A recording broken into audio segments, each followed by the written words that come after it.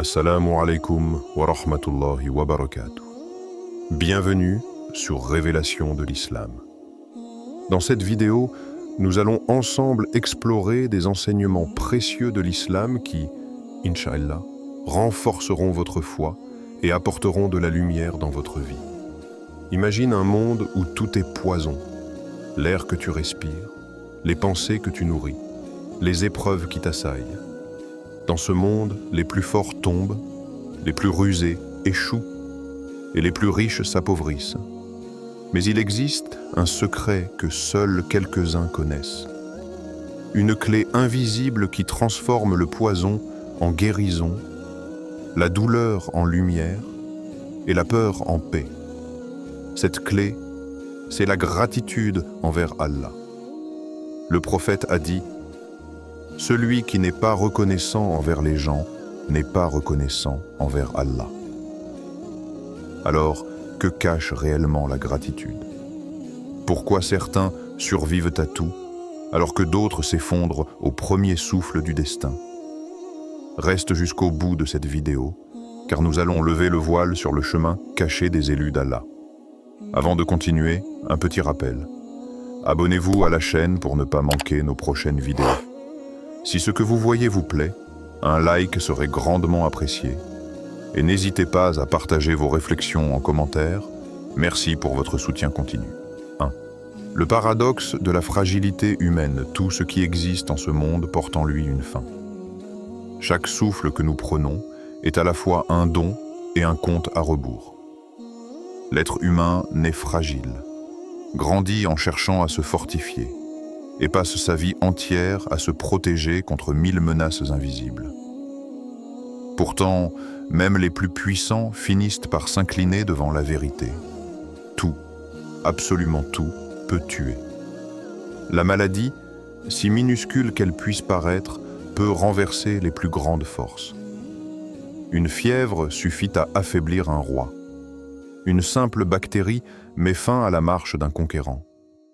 L'homme, malgré son intelligence et sa technologie, reste un être vulnérable, entouré d'armes invisibles qui ne dorment jamais. La peur elle-même tue, parfois plus vite que la maladie.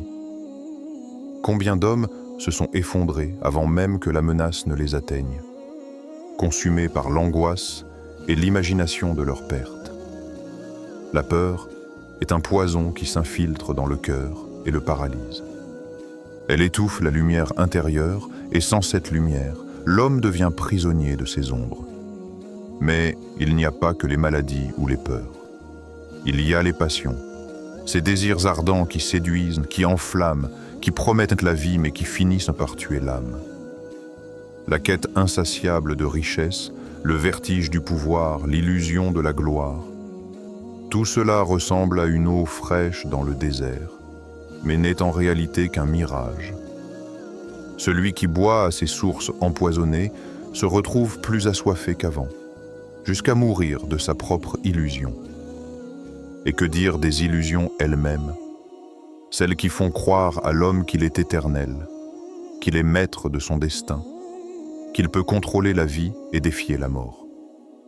Illusion dangereuse, car elle éloigne du seul refuge véritable, Allah. L'homme se croit solide comme la montagne, mais il suffit d'un souffle, d'un accident, d'un battement de cœur qui s'arrête, et il s'écroule. Allah nous rappelle avec des mots d'une puissance bouleversante. Tout ce qui est sur elle doit disparaître, et il ne restera que la face de ton Seigneur, plein de majesté et de noblesse. Sourate Ar-Rahman, 55, 26, 27. Ce verset est comme un miroir que peu osent regarder trop longtemps. Il brise l'illusion de permanence. Il dit à chaque être humain: toi aussi, tu es de passage. Tu es comme une trace dans le sable que le vent effacera. Et pourtant, dans ce monde où tout peut tuer, une seule chose demeure: la face de ton Seigneur, la lumière éternelle à laquelle l'âme peut s'accrocher. Imagine ce monde comme un champ d'ombre. Tu avances, mais chaque pas pourrait être le dernier. Tu respires, mais chaque souffle peut s'interrompre. Tu manges, tu dors, tu travailles, mais à tout instant, le voile de l'existence peut se déchirer. Alors, comment marcher dans un champ d'ombre sans se perdre? Comment traverser un monde qui veut t'éteindre? Il y a une seule réponse. Accrocher ton cœur à la lumière de Dieu. C'est ce qui transforme la peur en confiance, la fragilité en force, la finitude en espoir d'éternité. Celui qui se lie à Allah ne nie pas sa fragilité, mais il la transcende. Il sait que sa chair peut tomber, mais que son âme, si elle est attachée au Créateur, survit à tout. Pose-toi une question. Et si ce monde n'était qu'un champ d'ombre où chaque pas peut t'éteindre, sauf si ton cœur s'accroche à la lumière de Dieu? Regarde autour de toi. Tout ce que tu possèdes est éphémère. Tes biens, ton corps, même tes souvenirs sont des ombres mouvantes.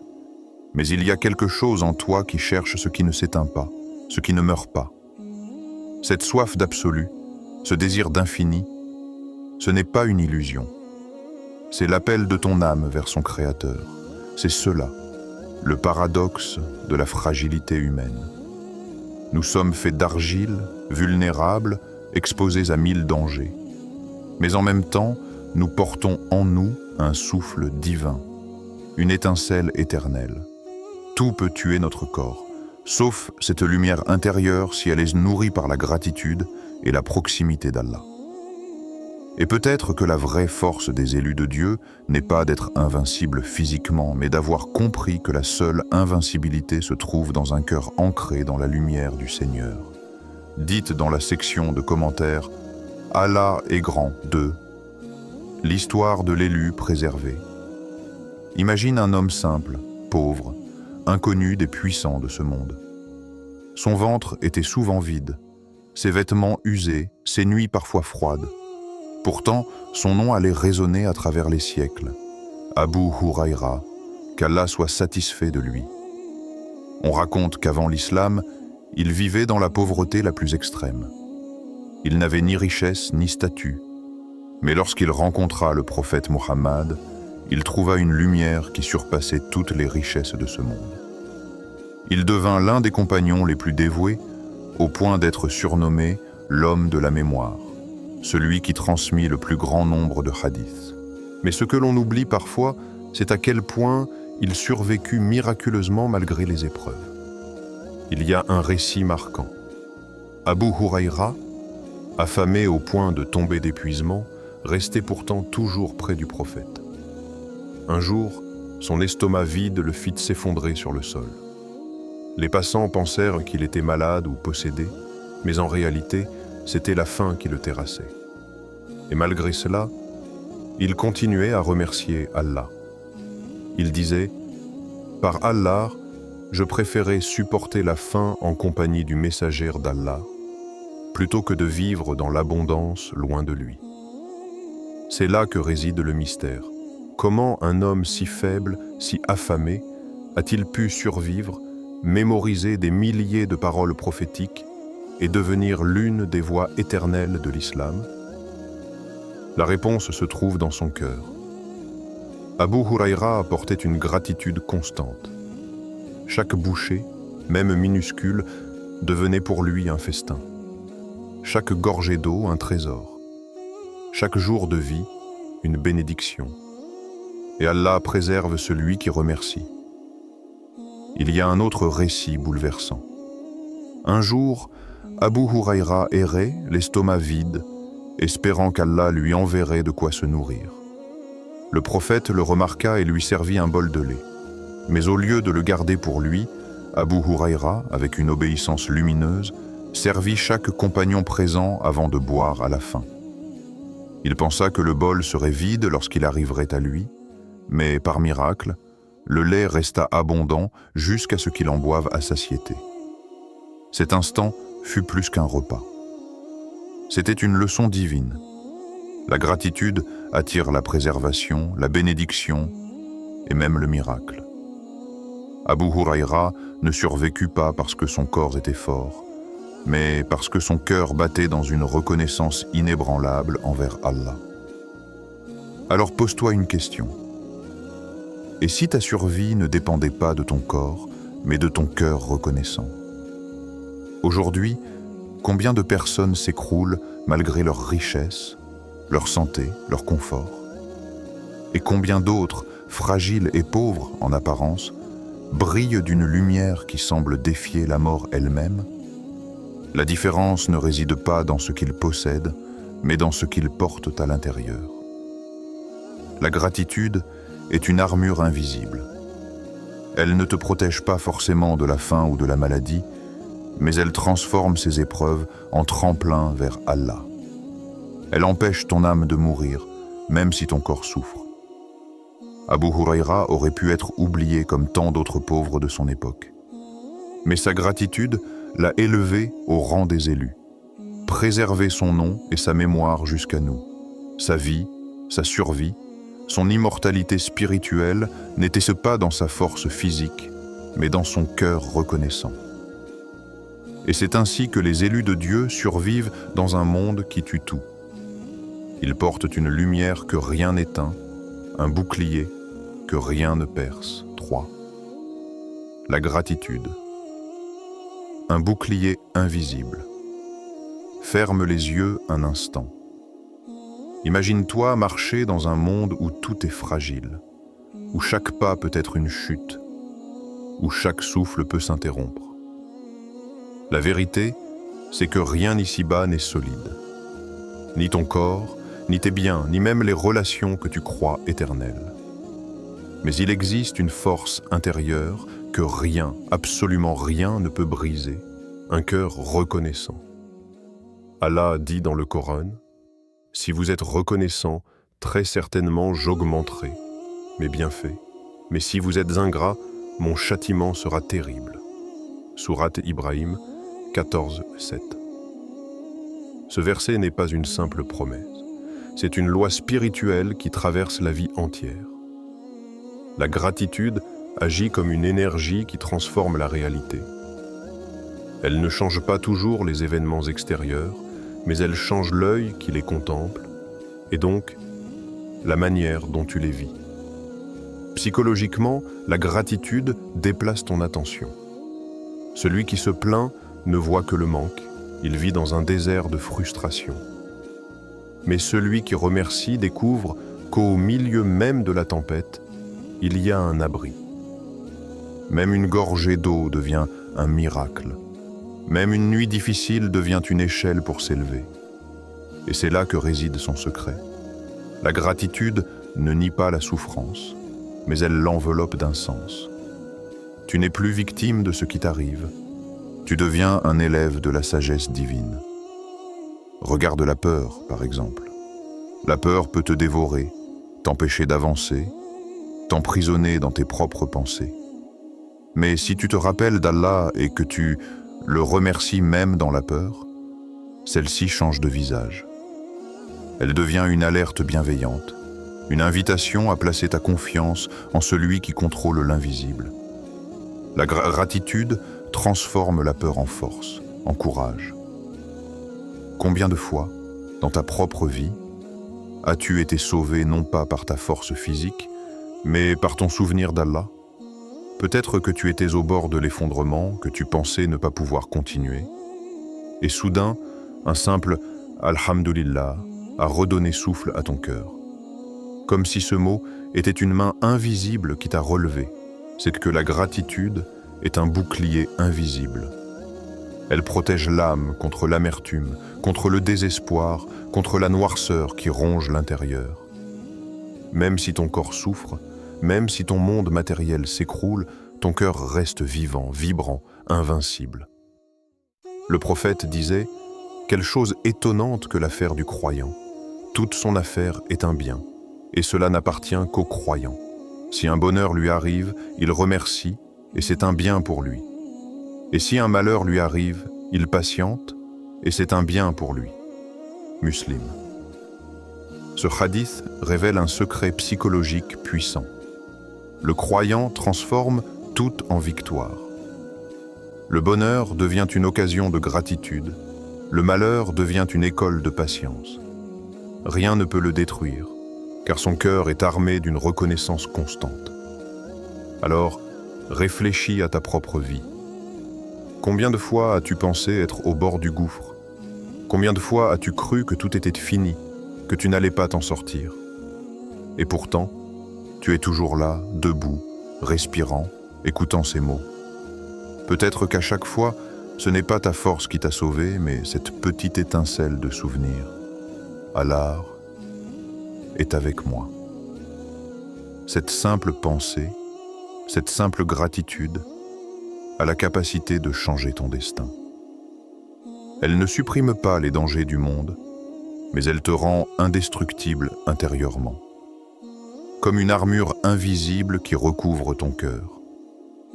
Le monde peut briser ton corps, mais il ne peut rien contre un cœur qui dit « Alhamdulillah » dans la douleur. Alors, la vraie question est « Et combien de fois as-tu été sauvé d'une chute, non pas par ta force, mais par ton souvenir d'Allah ?» Avant de continuer, un petit rappel. Abonnez-vous à la chaîne pour ne pas manquer nos prochaines vidéos. Si ce que vous voyez vous plaît, un like serait grandement apprécié et n'hésitez pas à partager vos réflexions en commentaire. Merci pour votre soutien continu. Assalamu alaikum wa rahmatullahi wa barakatuh. Bienvenue sur Révélation de l'Islam. Dans cette vidéo, nous allons ensemble explorer des enseignements précieux de l'islam qui, Inch'Allah, renforceront votre foi et apporteront de la lumière dans votre vie. La vie n'est pas faite que de douceur. Parfois, ce sont les blessures, les pertes et les tempêtes qui sculptent nos âmes. Mais si je te disais que derrière chaque douleur se cache un message divin, un miroir qui révèle qui tu es vraiment, aujourd'hui, nous allons explorer ensemble une vérité bouleversante. Et si tes souffrances n'étaient pas une malédiction, mais la clé de ton élévation spirituelle. Avant de continuer, un petit rappel. Abonnez-vous à la chaîne pour ne pas manquer nos prochaines vidéos. Si ce que vous voyez vous plaît, un like serait grandement apprécié et n'hésitez pas à partager vos réflexions en commentaire. Merci pour votre soutien continu. Allah n'a pas dit « peut-être », il n'a pas dit « parfois », mais il a dit « il lui suffit ». Autrement dit, tout peut être retiré, mais si ton cœur reste attaché à Allah, tu ne manqueras jamais de rien. Regarde l'histoire des prophètes. Noé a survécu au déluge, non par la force de ses mains, mais par sa confiance en Allah. Ibrahim fut jeté dans un feu immense, et ce feu devint pour lui fraîcheur et salut, parce qu'il était entièrement tourné vers son Seigneur. Mariam, seule face à l'accouchement de Isa, a trouvé force et subsistance dans sa solitude parce qu'elle a dit « Je me réfugie auprès du tout miséricordieux. Tous ont eu en commun une chose, une gratitude inébranlable, un abandon total à Allah. C'est cela le secret de la survie éternelle. Le corps est voué à disparaître. Les os se briseront, la peau vieillira, la force se consumera. Mais l'âme reconnaissante, elle, est immortelle, car elle est liée à celui qui ne meurt jamais. Le prophète a dit « Étonnante est l'affaire du croyant. Toute son affaire est un bien, et cela n'appartient qu'aux croyants. S'il lui arrive un bonheur, il remercie Allah et c'est un bien pour lui. Et s'il lui arrive un malheur, il patiente et c'est un bien pour lui. » Ce hadith résume la survie véritable. Le croyant est invincible. Rien ne peut l'anéantir, car il a appris à transformer le poison en remède, la douleur en prière, la perte en rapprochement avec son Seigneur. Mais la question est, et toi, où places-tu ta survie? Dans ta force physique, dans ton argent, dans tes diplômes, dans tes relations? Toutes ces choses peuvent s'effondrer en une nuit. As-tu déjà pensé à cette fragilité? Une simple maladie peut changer toute ta vie. Un accident, un licenciement, une trahison, et soudain ton monde bascule. Si ta survie repose sur ce monde, alors tu es vulnérable. Mais si elle repose sur Allah, alors rien ne peut t'atteindre. Imagine-toi un instant au jour du jugement. Les montagnes se fendent, les mers s'enflamment, les étoiles tombent. Tout ce qui t'a semblé solide sur terre disparaît. Et là, Allah regarde dans ton cœur. Que verra-t-il?